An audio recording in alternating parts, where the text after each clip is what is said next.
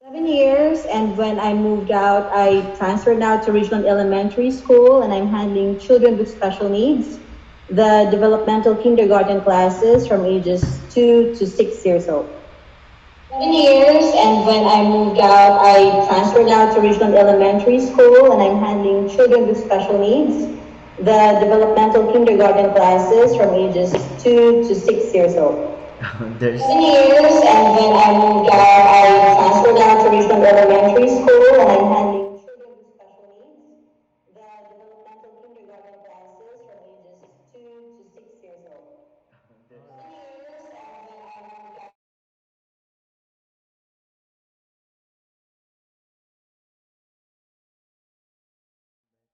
That's a lot of media. yeah, that's a lot. Yeah. That's loud in me. All right. Let me fix it. Just real quick.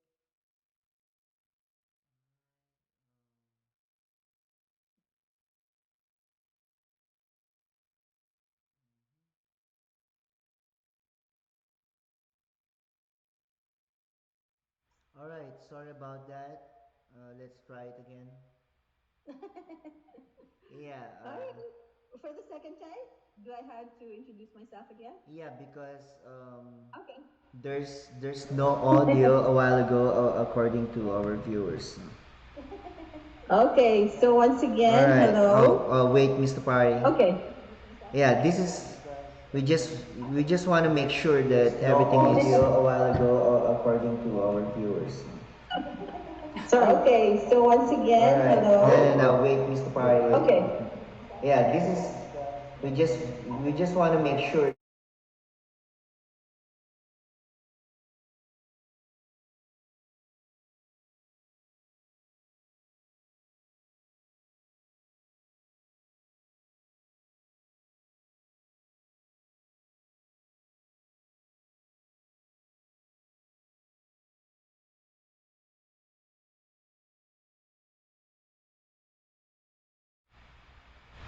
Sorry guys, we're having technical difficulties. I hope the echo will not come out again. Sorry guys, we're having technical difficulties. I hope the echo will not come out again. Sorry guys, we're having technical difficulties. Alright. I hope the echo will not come out again.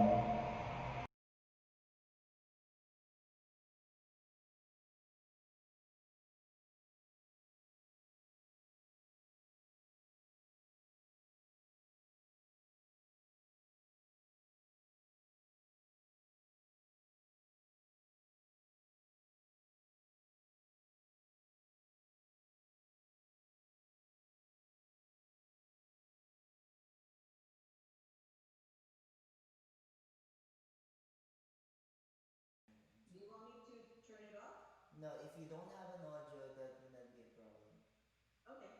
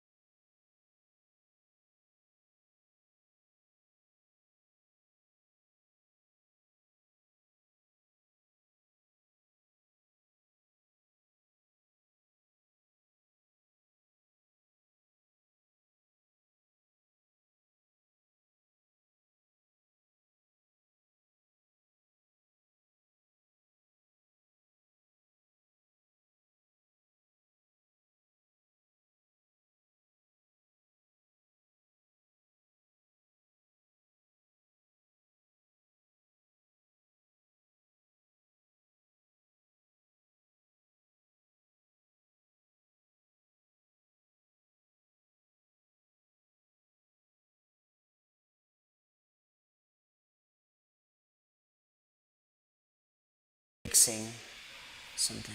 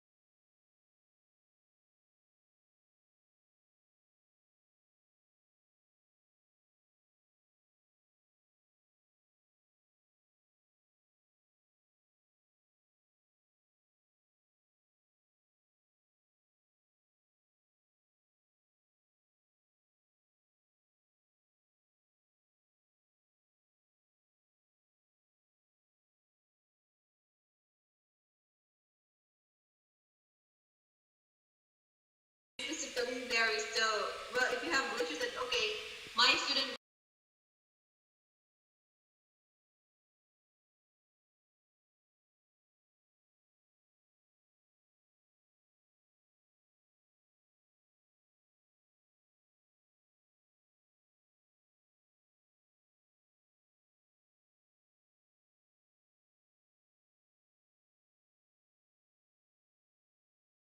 Clearly. Check, testing, mic test. Can you speak again? Hi. How about that? Okay. No, I think the audience can't hear you yet. Clearly. Yeah. Okay. Check, Okay. testing, mic test. Can you speak again? I like this. It's just a trial and error. Yes, just repeating hi. Yes. How about that? Okay. No, I think the audience can't hear you yet. Clearly. Yeah. Okay. Check, testing, mic test. Can you speak again?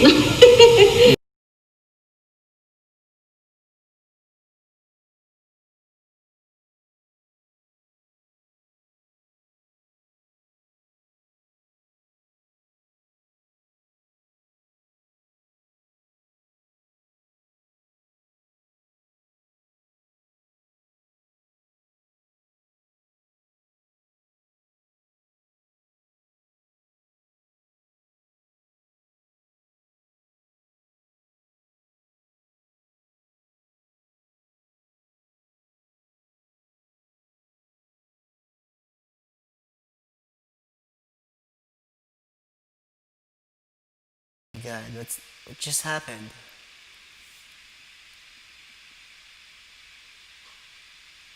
Check, testing.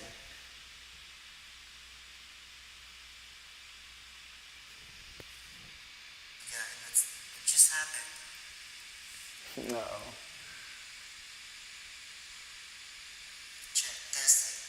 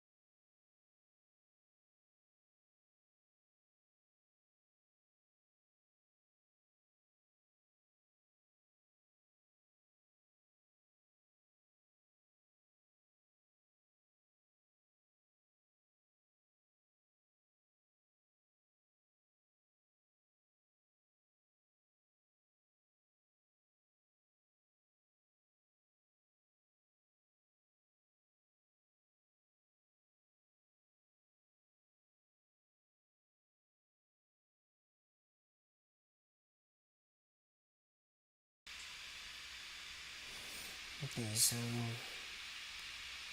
oh, it's fine.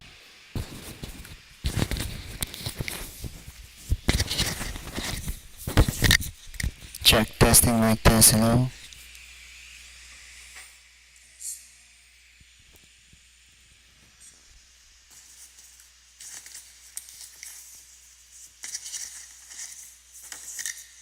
Check testing mic test. Hello. Yeah, it's just repeating. It's just repeating. Testing mic.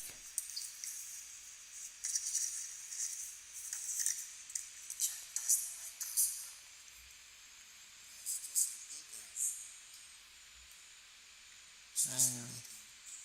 Testing mic.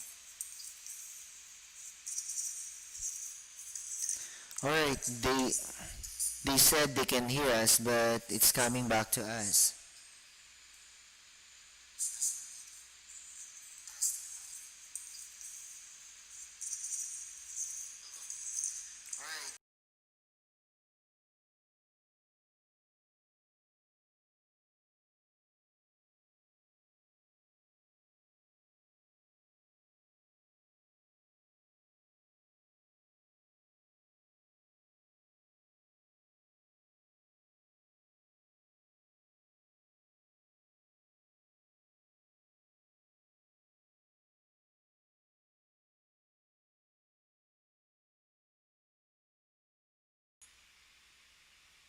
Testing mic test. Alright. Oh my god.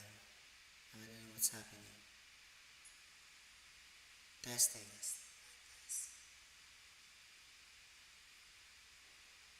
Testing mic test.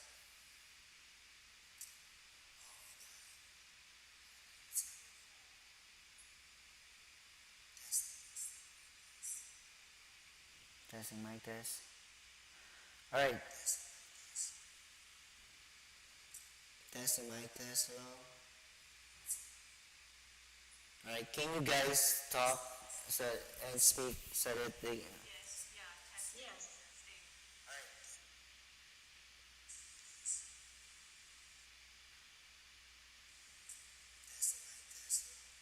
Can you hear the echo?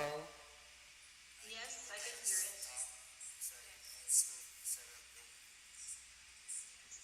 I don't know, maybe one of us has...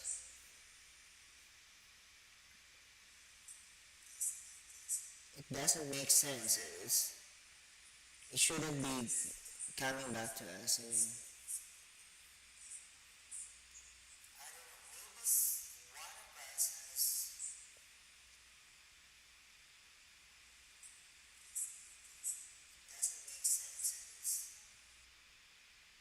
right, how about that?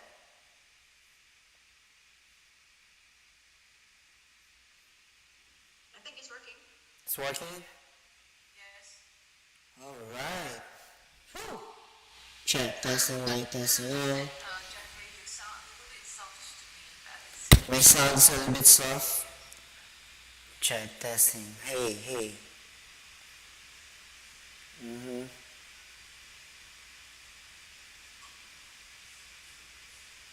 The problem of technology sometimes, you know. well, we can't avoid it. This is how it's gonna happen. Yeah. Alright. Am I... How about my sound?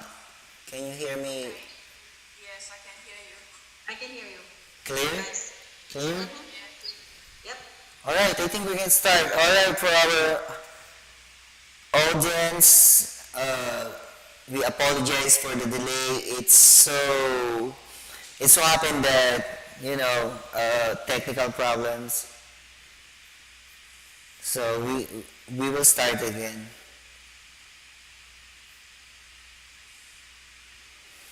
Alright guys, welcome again to our webcast. I hope everybody is doing alright and you are safe and healthy upon, you know, watching this webcast. So I'm very excited to introduce to you our guests. We have two guests today. My co-host, Miss Napari. She's my co-teacher and she's my friend. She has a master's degree in um, special education, and she's currently um,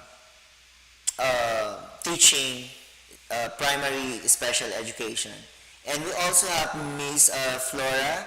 She's a director of 4 centers in the Singapore, and who can better, introduce their specialties and their expertise, but themselves. So, Mr. Pari, would you like to say something more about your credentials?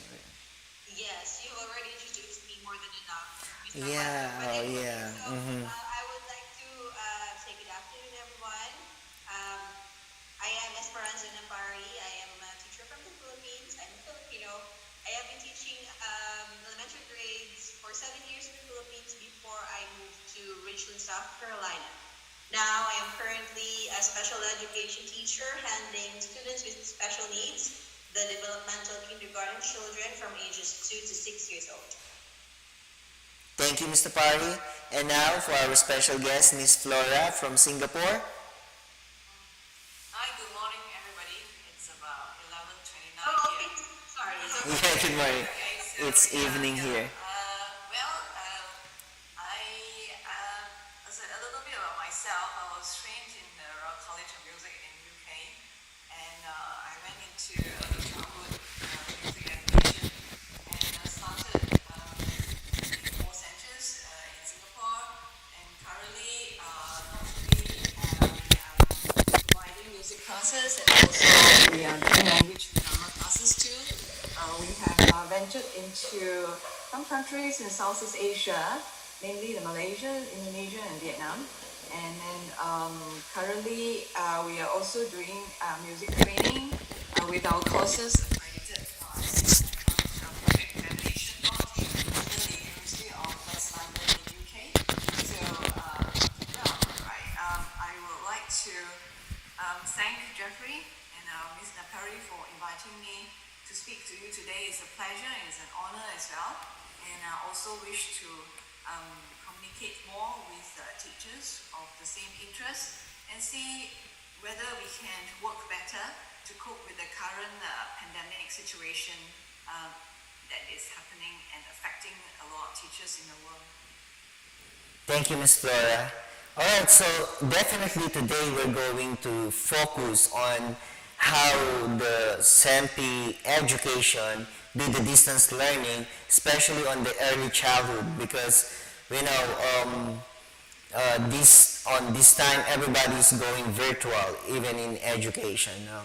So this is there is no expert on this because this is new to everybody. We are not prepared to to do it online. Everything because we are all classroom teachers and we need interaction to the students. But suddenly, in just snap of a finger, everything changed into virtual. Now you need to teach on the screen. You need to do something like this, and just like we are experiencing right now, the technical difficulties. And as you know, I'm using advanced technology right now, but still we can encounter some technical difficulties. How much more those teachers and educators who don't have access to this kind of technologies and who don't have any idea how to do the online the distance learning, especially on the early childhood. It's as you said, it's a different ballgame because if you're teaching in the older kids, I could say it's kind of easy because they can their retention their attention span is longer than those who are to the kids. They can sit down for an hour and still do the task, and you can ensure the engagement and to the students. But on the early the kids, the younger kids, how can you manage to still ensure the quality of education and the skill acquisition when you're doing remote learning. I mean, nobody will supervise them in their home. So let's start. Miss Flora, would you like to would you like to share how do you cope up your school? You know, in a snap of finger, everything is virtual. How do you start the process? How do you buy some tools or some gadgets to to cope up with this changing trend of education in Singapore? Yeah, I do feel all the pains and the challenges that teachers are facing now. Especially we are music educators. We are so used to having face-to-face interaction, and out of a sudden, out of the blue, and this is all very unprecedented. Let me share some of the experiences that we had. For the last, I think I would say now is July. We started the whole preparations since last year because I foresee when we were looking at engaging students more to give more values to the courses that we have. As you know that for music learning, it takes not only the weekly lessons that we conduct, it also takes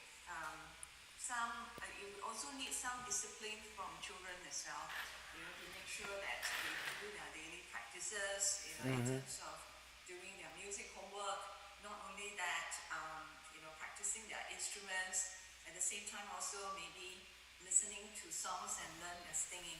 So as such is that we have thought of a way to use our special platform that we set up, which we call S-Class platform, to engage students out of their lesson time. So we had this idea since last year. We slowly have put up quite a lot of content and engaging students from there. So when this pandemic happened, in a way that we were not, wouldn't say that we were really 100% expected this to happen, because it happened really out of a sudden. But at least in terms of the usage of technology, we also started to engage parents as well. Starting from last year, certain of the video performances we started to put on our social media platform.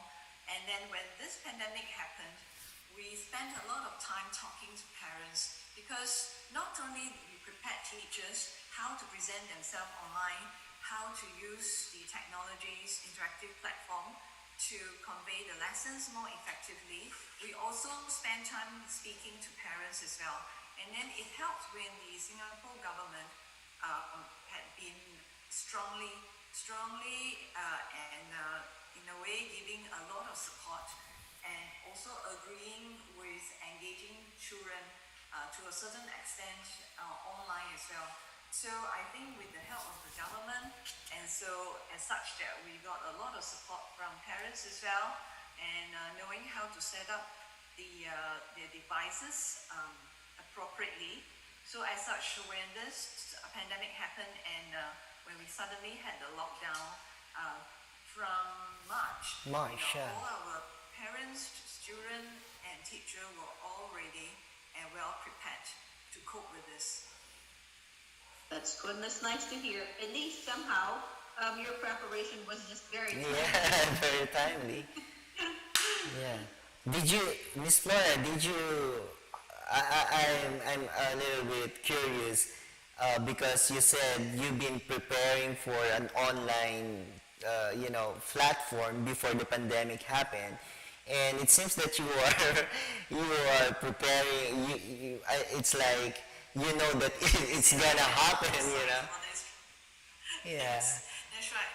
I always, because I think it's the culture and then the Singapore education here, even the universities and the education have been, like the recent PISA test, we came up top in the world as well. So as such is that I think thanks to our government for having this foresight. So as such is that everybody kind of benefited from the foresight. So I think being the director and the leader, of an education institution, we had to always think of ways to revive ourselves, to be innovative, to be creative, to engage our students timely.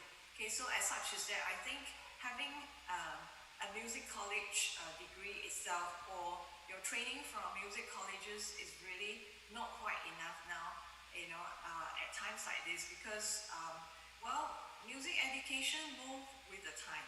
And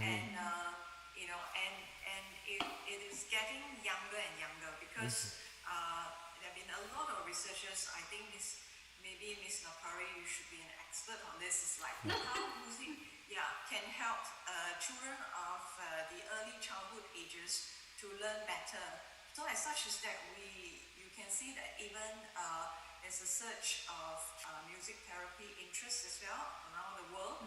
So as such is that I think as music teachers, where we see younger and younger students, coming on board, and also having, especially Asian parents, we invest a lot in our children.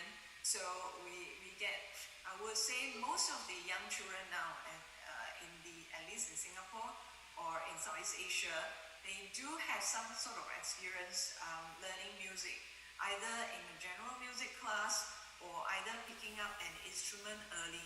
So as such is that I think the knowledge of knowing how to teach young children, I think is very, very important now.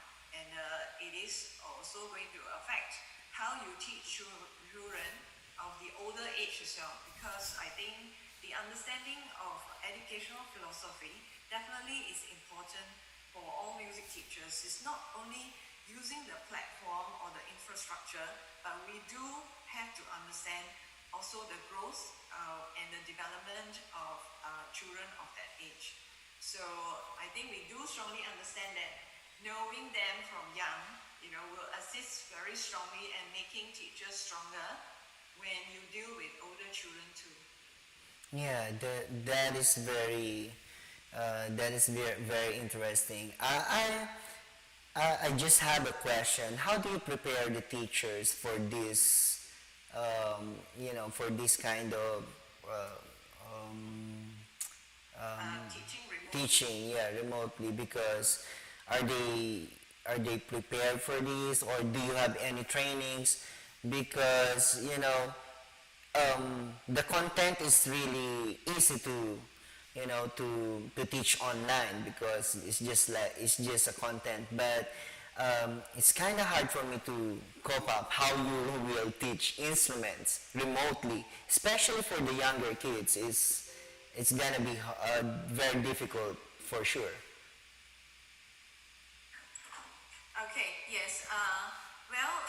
I would say that let's talk about instrumental learning, right? And how we prepare teachers for that. I think understanding how to use interactive platform like Skype or Google Meet, Zoom, is just part of the game. But I think how to put the content effectively online is another big issue. As a lot of teachers, especially music teachers, tend to focus on their own skills. You see, I think that does not help if let's say you were to come into teaching, because you are basically dealing with children of a different nature, coming from different background, and especially for our teachers currently, we are dealing with children of a different cultural background as well. So as such is that we need to have very good interactive and communicative skills, and how to speak well, have the choice of words, suitable for different ages, the choice of songs and material too plays a part. So I think the skills that we are looking at is coming from all forms. Not only that we teach teachers how to use the platform, how to use technology, for example, how to make animation videos, and we also work on making them understanding the kind of material that is suitable for different ages. And when we put that online, yeah, it is like you not only have to look at your presentation slides and then videos, you also need to look at how you present your material to children. Alright? So as such is that, especially for young children, we are not only speaking to children, like knowing how to use the sort of voice, especially when you are in early childhood teaching, especially teaching music. We are looking at like infant-directed singing, infant-directed speech, yeah, that is suitable for toddler. So at the same time, teachers also need to have the skills to know how to talk to parents as well. So I think sometimes music colleges training tend to be a sort of a one-way affair. But I think now as teachers, we need to build up these skills more on a holistic manner, that you have to not only know how to engage the children, you also have to know how to talk to parents as well. Yeah. In convincing, right? And in knowing exactly how you plan out your lessons, how you plan out the progression, and also what sort of objectives that you are reaching, using this mode of delivery. Yeah, I like to emphasize the part of the role of the parents here. Right now, we're doing the remote learning because, especially in the younger kids, I like what you said that you involve parents on the planning of the lessons, because I think parents is very helpful in the learning process, especially now that we're doing distance learning, especially in the younger kids. They need to be led by the parents and not just let them by themselves in the face-to-face way in the computer, because they might be playing some games, or and the kids nowadays are into the technology. They know how to manipulate these gadgets, and they can be easily distracted by you know by the computer games. And how do you manage to what they call this, to you know to prevent that the children will be into get addicted with the gadget, and not into education, because nowadays you can tell if the kids are into learning or into playing, or because it could be mixed at the same time when they're in front of the computer. Well, Yes, generally speaking, sorry. yeah, so sorry, Miss Napari, I let you speak your opinion Oh, first. Yeah, I'm in surprised. point of view for the early childhood education, I know these kids are even more techy. They are technologically advanced compared to some, even teachers ourselves sometimes are way behind than our students, if they've been introduced to technology way earlier. But as to the participation of parents, they play a vital role, I guess, because as teachers right now, in the gen ed point of view and in the special ed point of view, the teachers now become the facilitators, and the parents now become the frontliners. So Oh. they are now the ones who act as our hands and feet, and whenever we need redirection, our students need redirection, the parents come very handy. Now, as to technology-wise, if they're playing or not, I think also parents have a vital role in introducing what type of culture there should be in the house. When it's time to learn, I guess it's time to learn. When it's time to play, it's time to play. So now the parents will be able to tell the child when to start and when to finish. And as I've said, they stand a very important role in the learning process. I hope we are having the same experience both in the music side and the general education and special ed side, where the academic comes in. Yeah. Thank you, Mr. Parry. Miss Laura? Yes, well, I totally agree with what Ms. Napari said. But just to add on is that I think we strongly believe that good habits should be cultivated from young.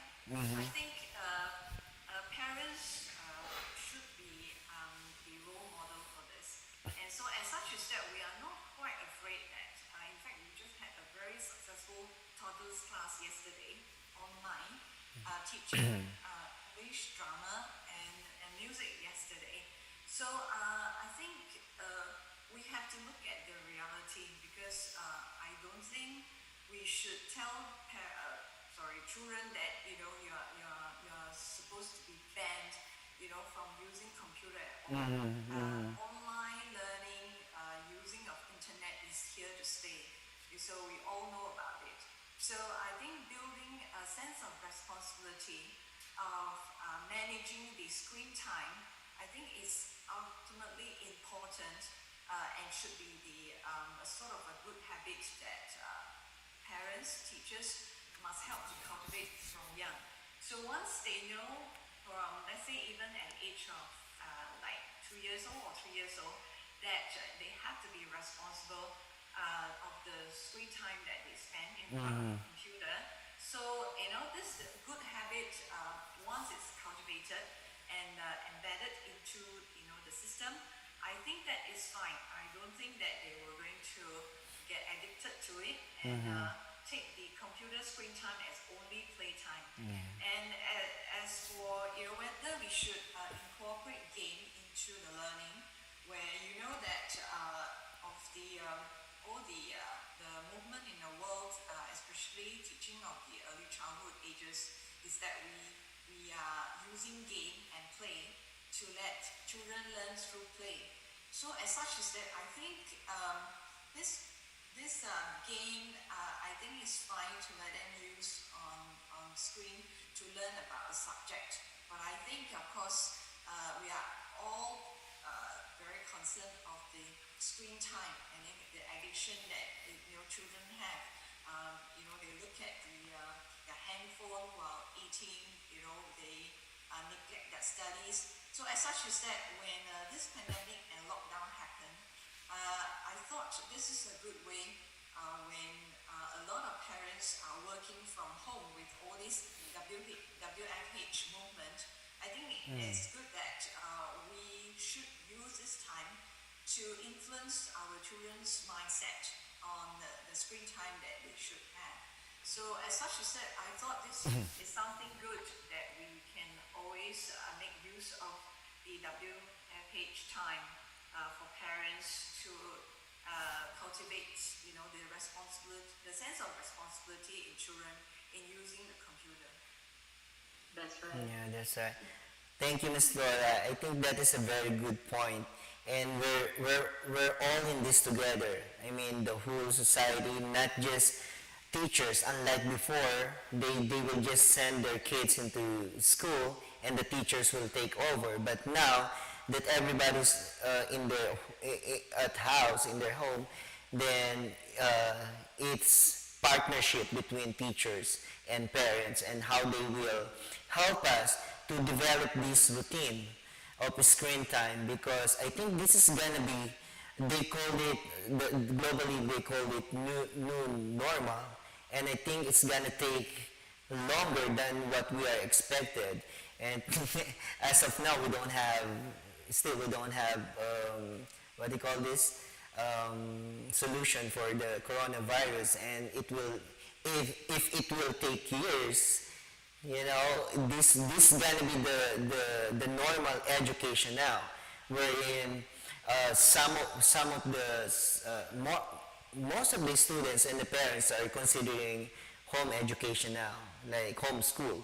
Yeah, because they are afraid to send their kids into school, into school and contracted a coronavirus, and all the members of the family will be what do you call that, infected with the virus. So yeah, that's a very good point that there. Mr. Pari, do you, in special education, do you use music? Do you integrate music or incorporate music in your lesson? And how this help the special kids to to learn whatever lesson you're trying to teach them? Yes, Yes, in special education, music in general plays a big role in education. They are not just to set the mood in the classroom. It's not just there to be a springboard for every lesson, but all throughout, the music is playing a very big part in the lesson. So we start our day with music, and then we end our day with music, just like an ordinary classroom of a gen ed class. Now, my students, I mean the students in the special ed, they have this kind of characteristic that they need routine, just like a certain, or let's say a student or a child who is typical toddler would have to do this activity over and over again. They have that kind of characteristic that whenever this changes, the routine changes, the mood is different. So how we ease them, we do familiarity of the music, and then this music is now being used for them to be able to go back to the lesson whenever we want them to be, what you call this, more involved. We want them to go back and focus to the learning process. So it is very, very helpful from beginning to end. Thank you, Mr. Pari. Um, I'm handling bigger kids, so I suppose you're having a difficult, a challenge, very challenging time with your students. Especially with this SPED education. I don't have any idea how do you deal with this kind of setting. Well, when we had the regular classes, when it was face to face, my students would always begin the day with a meeting, and then that meeting would start with a song. When they know that this certain song that I'd be playing is being played, they know that it's time for them to now go to a certain area in the classroom where the classes will start. And that's how I introduce the lesson or the activity for the day. So just like the typical student, they too get, let's say, what we call this, a time wherein the teacher does not need anymore to call them by names. They already know the sequence of the lesson whenever we put a particular music, perhaps, to give them a signal that yes, this is time for us to learn, time for us to play, and time to do such. Yeah, It thank you. becomes a part of my instruction. Wow, very, very interesting, Mr. Pari. All right, Miss Flora, I heard that I read the profile of Seimpi Education. You also have drama lesson, right? Sorry? Do you also have drama lessons? Drum? Drama? Drama lesson. Yeah, drama. Yeah. Sorry, yeah, because you sounded a little bit soft. Okay, I'm drama sorry. lesson, yes. Yeah, drama lesson. How about that? How do you do? What are the activities that you do in an online setting in a drama lessons? Yes, as I mentioned earlier, I think the movement of the whole world now is to incorporate as many forms of arts, yeah, in the activities, especially in the educational sector. So recently we have come out with courses which incorporate the language, drama, and music into one. You could see that, especially like musical theatre performances, are getting very, very popular among a lot of countries in the world. So even Music Examination Board as well have come out with this musical theatre examination for teachers and for drama teachers or music teachers to seek up a qualification in order to teach it. So I think this actually goes well with the early childhood movement as well. We want to give our children as much experience as possible when they are young, because that is the time where, I think Ms. Napari will agree with me of the window of opportunity time, that we are creating different experiences for them so that, the neuron synaptic connection we will go very, very strongly. They will be able to have these skills. And I think it helps, and also to see that the movement or the lifestyle of I would say more, not only the commercial activities and all sorts of communicative activities around the world that need us to improve our presentation skills. So as such is that I think for little children, it is always interesting to incorporate music, in drama because it gives them the involvement of them in the story. Okay, story always appeals to children. All right, and at the same time, of course, the music part as well. All right, and also especially for children of Southeast Asia, you could see that the rise of the economy in Southeast Asia also depends on the soft power skills of our people here. And I think in Singapore, there are more and more parents, they start to realize that knowing how to speak well several languages is important. So, but if you were to deliver that language just as a normal language class to little children, it may become a little bit too dry for them. So as such is that we put in two languages. These are the English and Chinese, the two sort of popular languages that we speak in Singapore. We put that in the form of music and drama so that we could deliver that effectively to our children. But not only, of course, that parents are looking at improving their language proficiency, but at the same time, this form of learning, as what Ms. Napari said, music always elicits a sort of reaction from children, especially young children.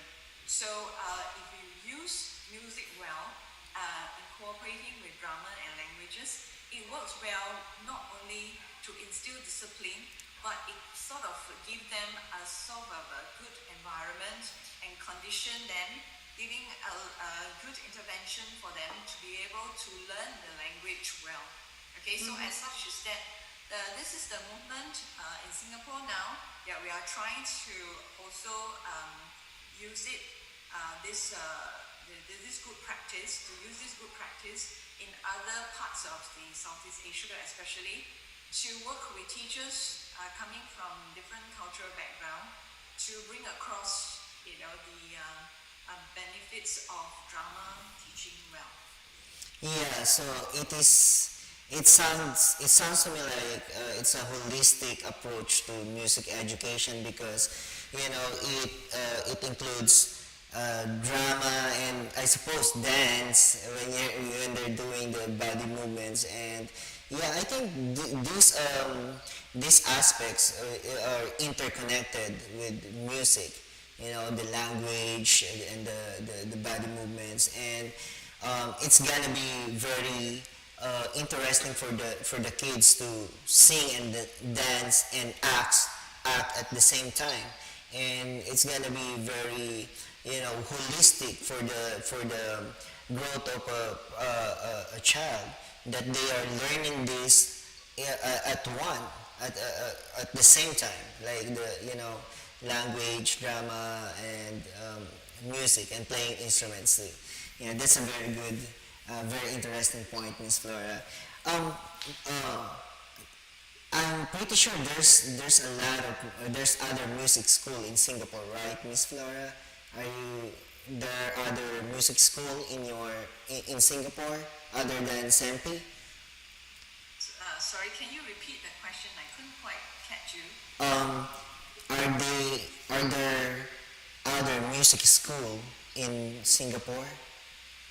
Yes, that's right. Yeah, other than Seimpi. Many music schools in Singapore. Yeah, how do you differentiate the Seimpi education to other, and what is your leverage and what is special in Seimpi education in doing this kind of Yes. online classes? Well, we have been in this industry for for nearly 17 years now.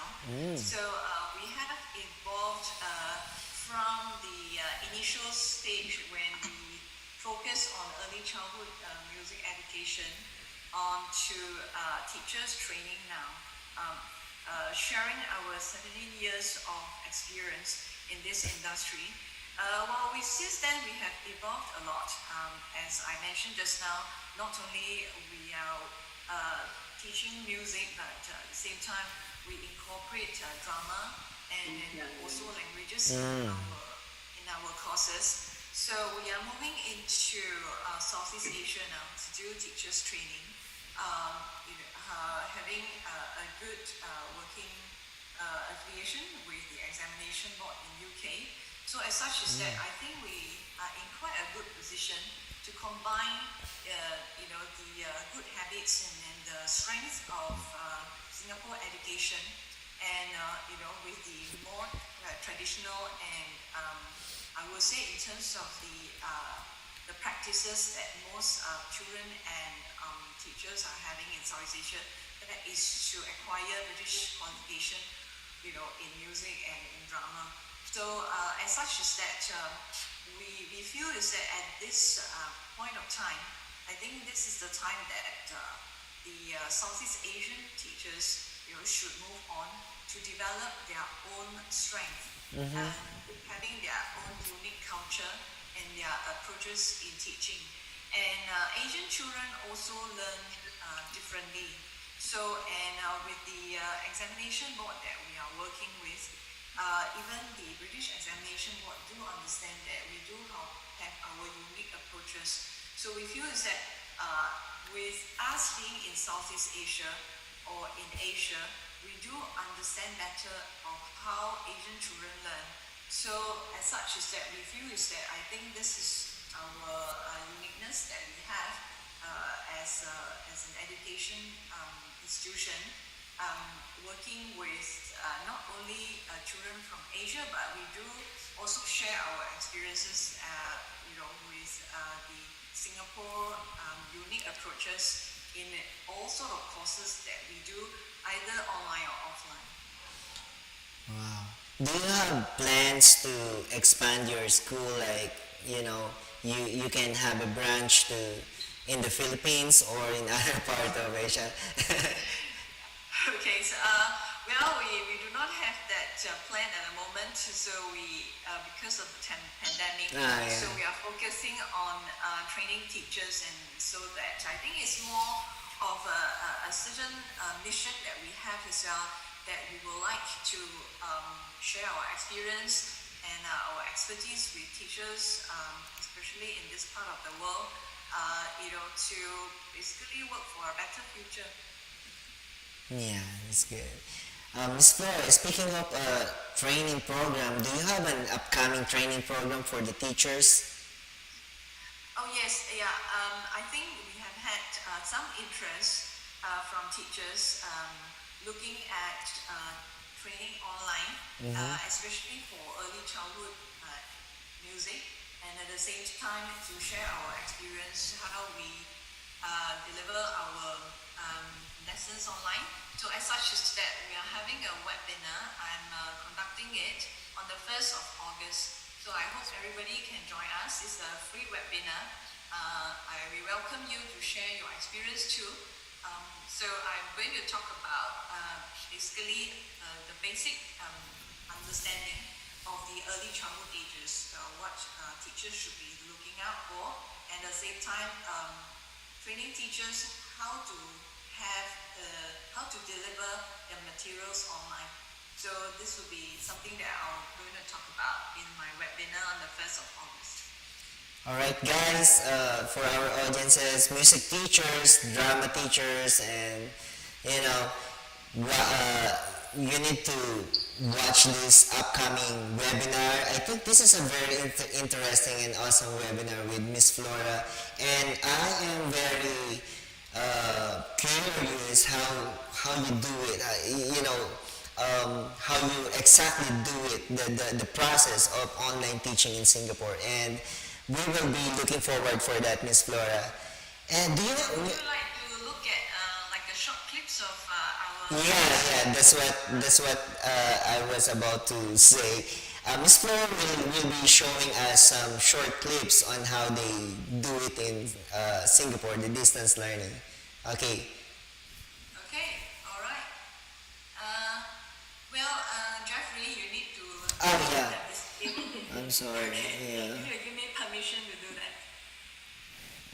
You're allowed to do that now, Miss Flora.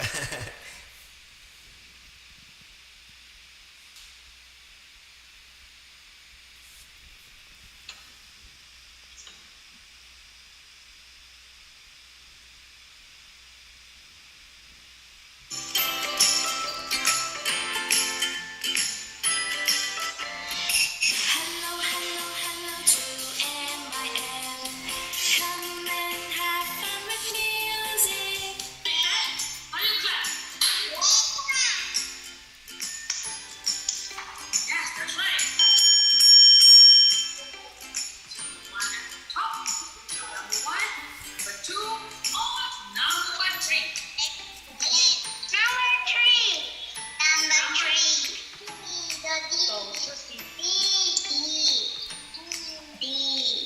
The answer is D. E.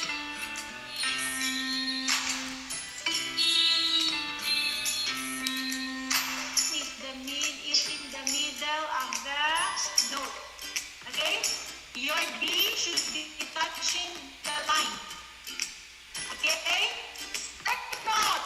Okay, very good. Next, G. G. So fast.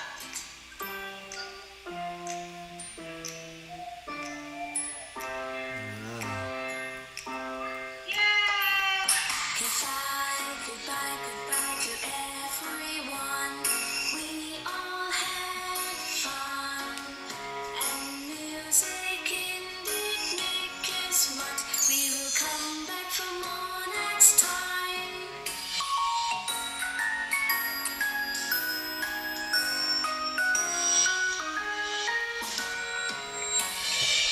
they they are so cute. That's an amazing one. Yeah, Well, I am a parent of a toddler, Miss Flora. But we're currently in outside of Southeast Asia. So online classes can they be offered to us as well if I opt to go for an online class with Seimpi? Yeah, sure. Yeah, definitely. Yeah. So Yeah, how will I be able to register? Yes, it's possible. Okay. So how would I be able to register? Just go to a Well, website.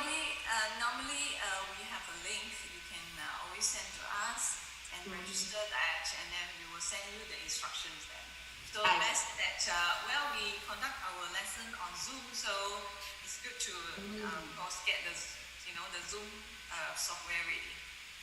Okay. Thank you, Ms. Flora. the kids are very adorable. Like these little ones are just learning how to play the keyboard, and they're very engaged in the virtual learning. It's amazing. It looks amazing to me how the teachers ensure the quality of education in a remote setting, and how they get the attention and make the learning engagement like smoothly all throughout the lesson. It's kind of hard to connect. In a classroom setting, some kids are really hard to motivate. How much more in a virtual learning? Whereas I saw, As Miss Flora said a while ago, parents play. yeah, I saw. And perhaps one of those scenarios right there when mom is hiding outside the camera, mom was staring at the child. Yeah, yeah, and I saw, Role is important in this. yeah, That's right. yeah, I saw one kid a while ago like, oh my god, this is gonna give me a headache. Like, yeah, It's very challenging, but I guess it's a lot of fulfillment for the teachers, especially for the early childhood level. It's very fulfilling when you see that they are engaged in the lesson and you were able you to accomplish all your objectives for today. I bet it's a great accomplishment already. Yeah, I think you're doing great, Miss Flora, and you have a very awesome staff because this is really a great challenge for teachers and also for for the administration how you will come up with this kind of plan and strategies and to keep the number of your students that enroll in your school. As I was saying a while ago, I know a school in the Philippines that the number of students are they're not getting a lot Big from. numbers. Yeah, it's half now. The enrollees are half than the normal school year because a lot of parents are considering homeschool because it's cheaper and it's money matters. Why will I pay expensive what do you call this expensive fee when we're doing the same like everything is virtual, so I will choose the cheaper one. But I think you're doing a great job, Miss Flora. Thank you. Yeah. Yes, that's right. I think we all will have to learn, in this kind of very unprecedented situation now. Even including parents as well. Well, we won't want our children to be affected because of the pandemic. Education still has to go on.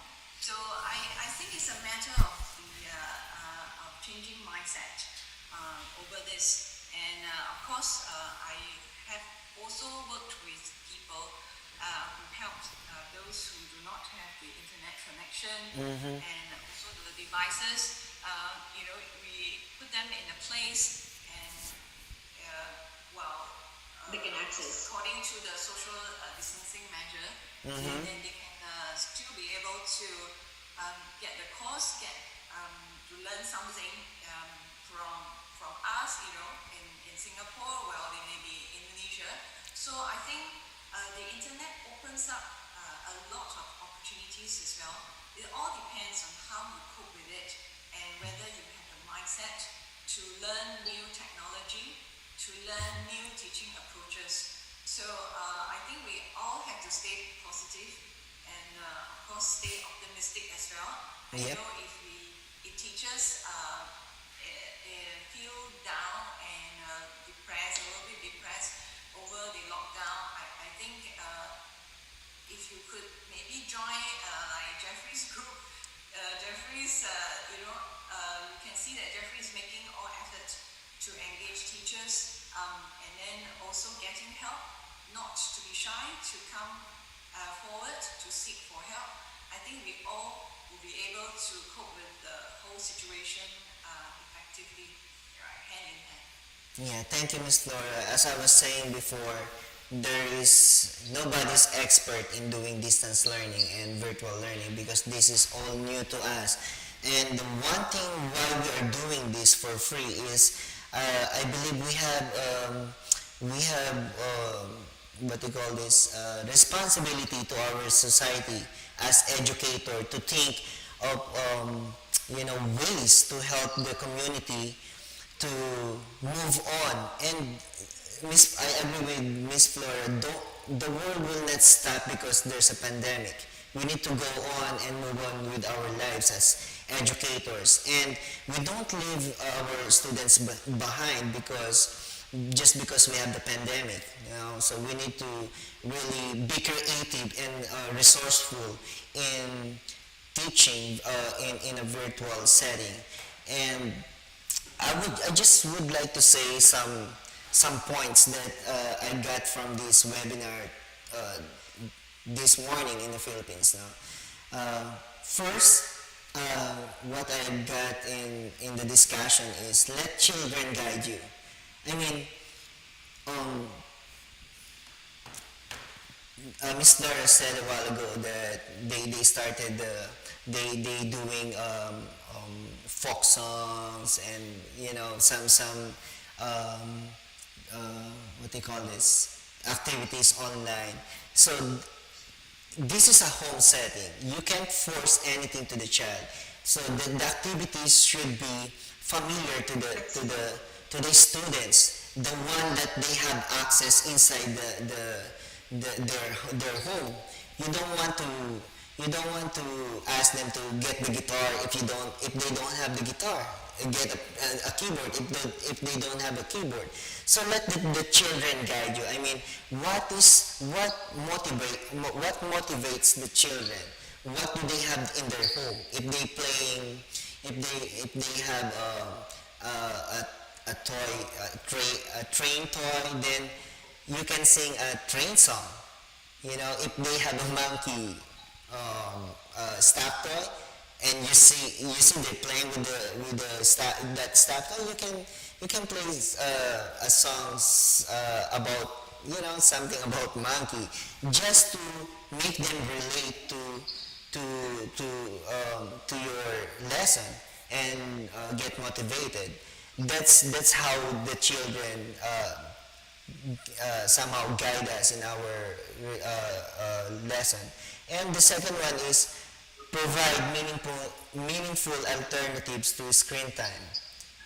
I mean, Miss Flora, this is just a recap of all the things that we have discussed. So Miss Flora has a very good point in the role of the parents distinguishing the screen time and playing time. I mean the learning time on the screen and the playing time on the screen, because everything is doing gadgets nowadays now. So provide meaningful alternatives to screen time. And the third one, remember that families are your partners. So that the families, the students' families are they have a vital role in learning now. So we should work together of the quality of education. Don't leave us empty-handed. Don't leave us alone in teaching your kids. So we need to join hands together and in this virtual setting, so for the benefit of your kids and our students too. And number 4, remote relationship building is critical. I mean, you should have a relationship not only to the students but also to the parents, because we're partners. If you don't have a relationship to the parents, how can you communicate the lessons and the plans that you have for their kids? So you must have a remote relationship with the parents too. Number 5, music is magical. Who doesn't like music? Nobody. Even animals like music. So it's easier for us to execute our plans and do whatever we plan to do to the children, because it's music. We just need to motivate them, and we as teachers should be motivated in teaching them online. And number 6, leverage your tech-savvy team members. I mean, we don't know everything. We have these maybe 1 or 2 or 3 of our team members is very techy, or they know all about technology. Use them. Let them teach us. It doesn't mean that you are the director or you are the principal. You know everything, and let's use our the team members, the tech savvy team members, to help us to get to be a better school or a better company for our students. And number 7, this is the last one. Be kind to yourself. I mean, don't be too harsh to yourself when you see, my students are not listening, they are not paying attention, I'm a complete failure. No, be kind to yourself. Everybody's new in this platform, even our students. So you can say that I'm a failure as a teacher because my students are not listening to me. I can't get the response that I want to get. And of course, for the administrators, don't be too harsh to your teachers, because I'm talking not only for Seimpi education, but for the general all the schools and all the administrators. Don't get too harsh to your teachers. Like, you yourself don't know what's happening. You don't know everything about technology. Even me, I have a complete setup for broadcasting and for live broadcast, and still I'm having problems with technology because this is unpredictable, especially in the Philippines. No, we have in the Philippines we have a limited access in the internet, and those students who are in the provinces, in the mountains, they don't have access to the technology, and you know it's very hard for the teachers to reach them and to do this online training. You are very fortunate in Singapore because you have a very advanced technology, very fast internet, and here in US we don't have any problem with the internet because the internet is very fast. But in the remote areas in the Philippines and other parts of Asia, this has been the very concern of the teachers, those who don't have access to the uh, internet, and they don't have iPad, they don't have cell phone, they don't have laptop. So how are you going to do the remote learning? So it's kind of very challenging. So number 7, don't be too hard to yourself. Don't be too harsh to yourself. Everybody's just learning now how to do it better, and let's help each other to to build these current trends of education again, to help each other to stand up and look forward, chin up, and it's hoping for the better future for our students. And we're praying that this coronavirus will be gone soon so that everything will get back to normal again. Uh-oh. Alright.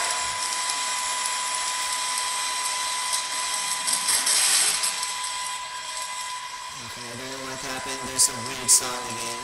Anyway, we will go back for our last words. I need to cut this.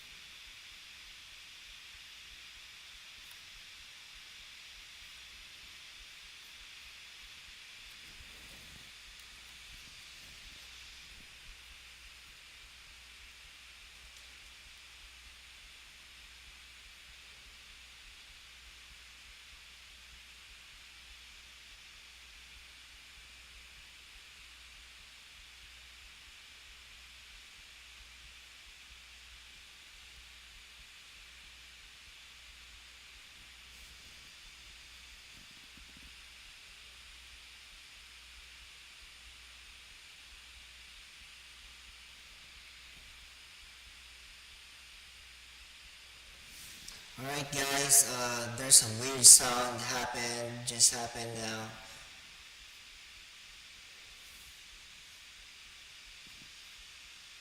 Going back again for last words. Alright, Miss Napari, are you there? Yes, I'm back. Alright, I don't know, there's a weird sound happened. Sorry for that. I don't know what happened, but I guess it's just two of us now. Yeah, I message again. I sent a text message to Miss Flora, and she will be joining for in a while. Okay. And we will just have our last words for this and to conclude our webcast.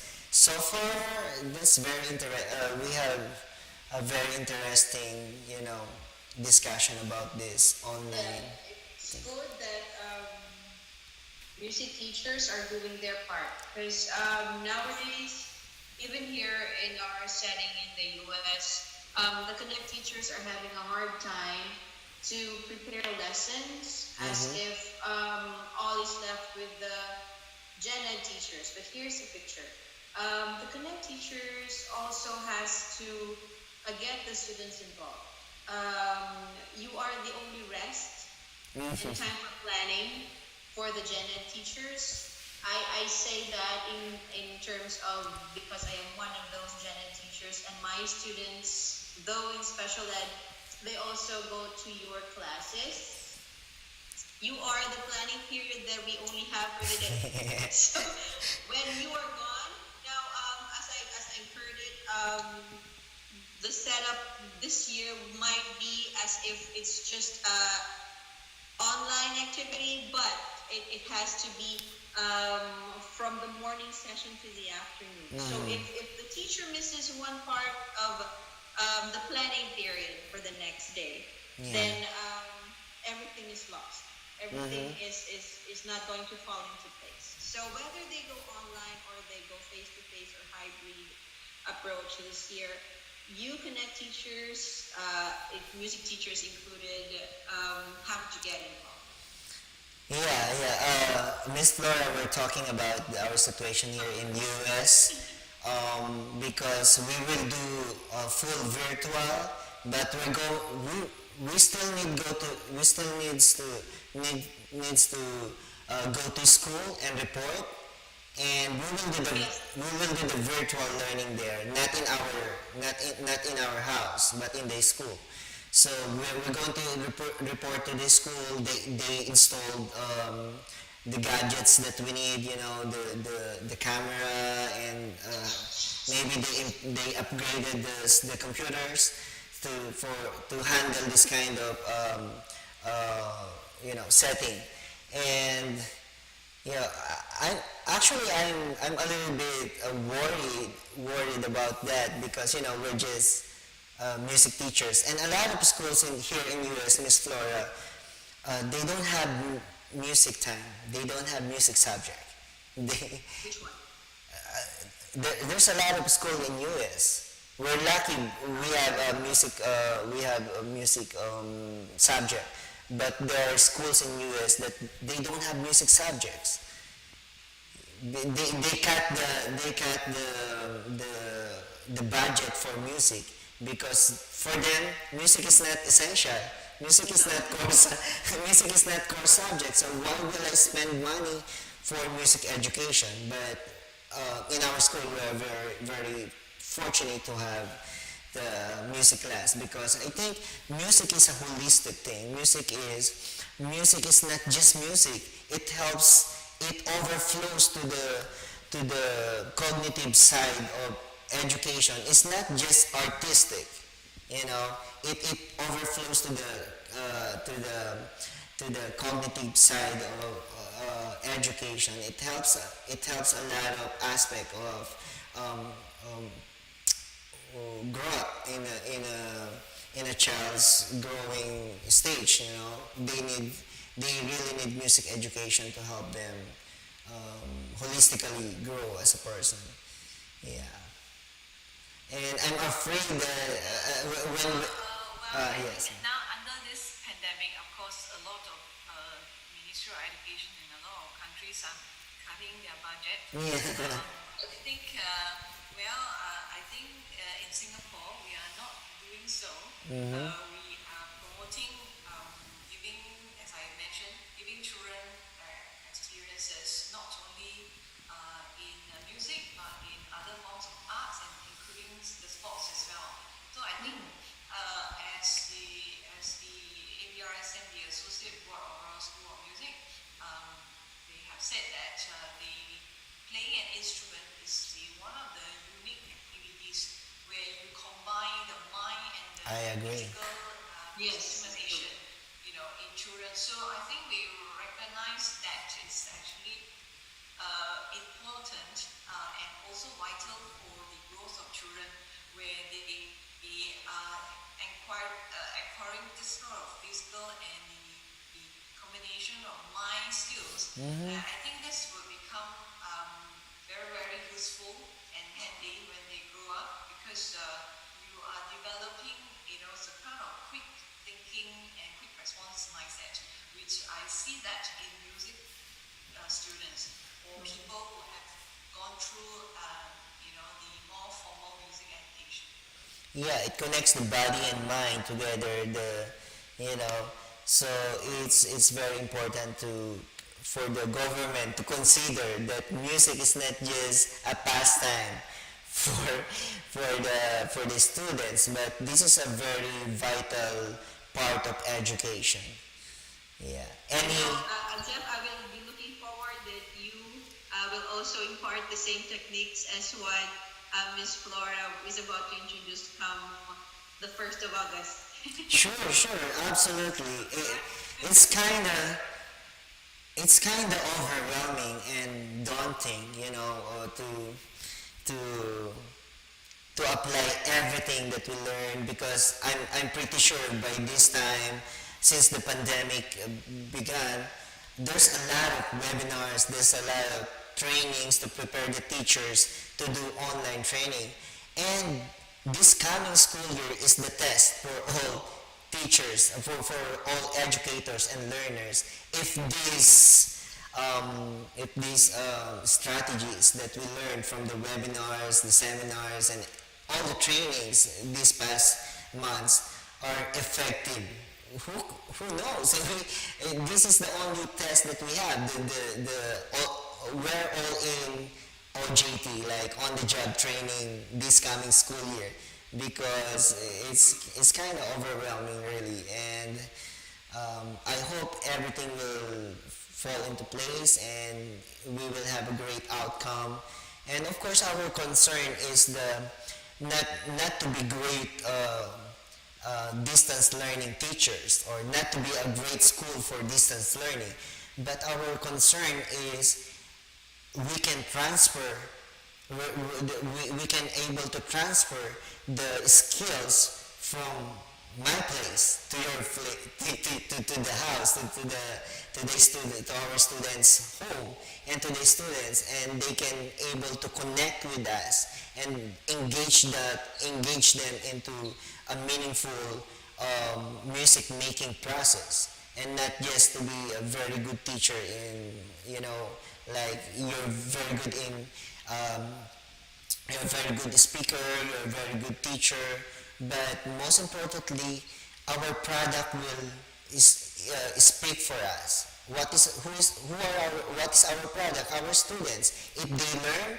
if they can play instruments through virtual learning, that time we could say that somehow we tried our best to to do our responsibility as music educators to teach them and to ensure quality education despite of the remote learning that we're having right now. All right. Okay, I think we have come to the part of our webcast that we will say our last words, any last words or any, to conclude our webinar this morning. Let's start with Miss Napari. Any last words or any insights that you want to share with us? Well, first and foremost, I'd like to say thank you to our guest, Ms. Flora Lim, who has been so very helpful to introduce to us the Seimpi education, wherein not just to mold the child in a gen ed setting, classroom, or in the academics, but also to mold the child holistically, including music and art in education. So thank you very much, ma'am. And for you, Jeff, thank you so much for inviting me here. This experience is a big one because I know that by the time we start our the school year, it would be a challenge for everyone. It's a learning process, though, I know. Yeah. It's a challenge for me and for everyone alike. And I know that all of us are willing to learn more so we can, as you've said, make good products, our children, especially are talking about the early childhood ones, the early childhood age level, wherein this is the first and foremost the primary education. So when they learn something from us and we do it not in a proper way, so basically we'll be multiplying and they'll be growing from that mistake. So I myself, am not that prepared, but I will do my best as a teacher for these kids, so I can make them enjoy learning and at the same time be able to teach them what they're supposed to know inside the classroom, or it might be from the home. Absolutely. Your principal will be very proud of you, Ms. Napari. Yeah, awesome. Uh, Miss Flora? Yes, of course. First of all, I'd like to thank Jeffrey for inviting me to speak here. I think it's a pleasure to get to know Ms. Napari as well. I think it is always something that I find delightful to speak to teachers from different region.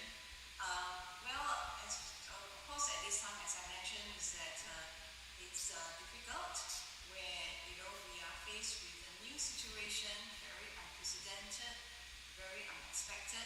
But I feel is that as long as you keep to have motivation to learn something new, to cope with the new changes and challenges, you will find that maybe you will become a pro and you will find opportunities and chances, in acquiring new skills like this. So do not be despair or be depressed when you are faced with this kind of situation. And I hope this whole new movement or new lifestyle or a new environment for us will open up a new chapter for all teachers to come together, to work hand in hand, to improve our work and also hopefully our career too. Not only that, will also influence and then changes for the better the life of our students, because this is our utmost priority. We have, this is a noble profession. We have responsibility towards these children. So not only we are looking at a good career with acquiring all these new skills, but also we should be looking at building ourselves up to be more holistically teachers who can handle and manage children of different ages and coming from different backgrounds. So I'm so happy to speak to all of you, and of course I hope to see all of you again on the 1st of August, and we will speak further. Hopefully you can also share your experience and let me understand what are the challenges or any of the very useful ideas that you have done in your teaching that you like to share. I think you're welcome to do so. Thank you, Miss. Thank you, Mr. Curry. Thank you, thank you. It's my pleasure to heard something from you, Miss Flora and Mr. Pari. I am very fortunate to have you here in my webcast, and this is very helpful to our audience and to our teachers really. And I would like to personally thank you again, Mr. Pari and Miss Flora, for doing this for free. A lot of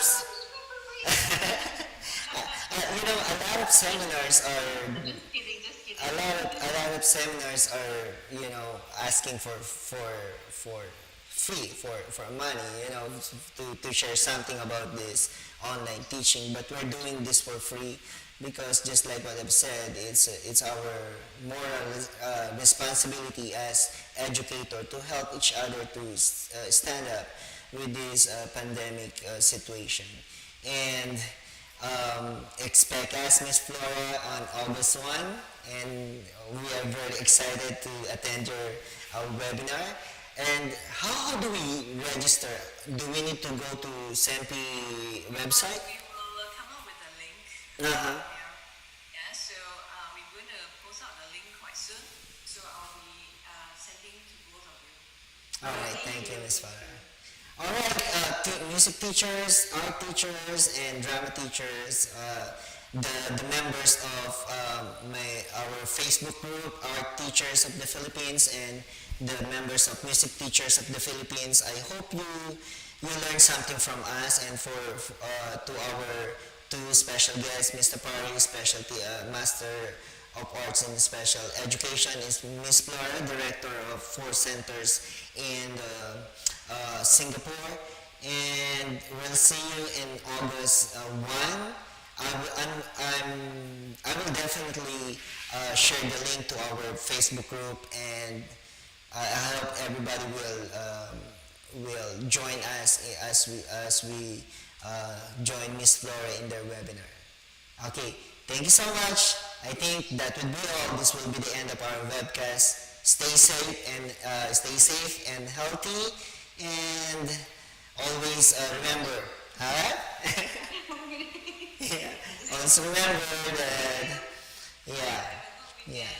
Thank you. See you again. Thank you. Bye.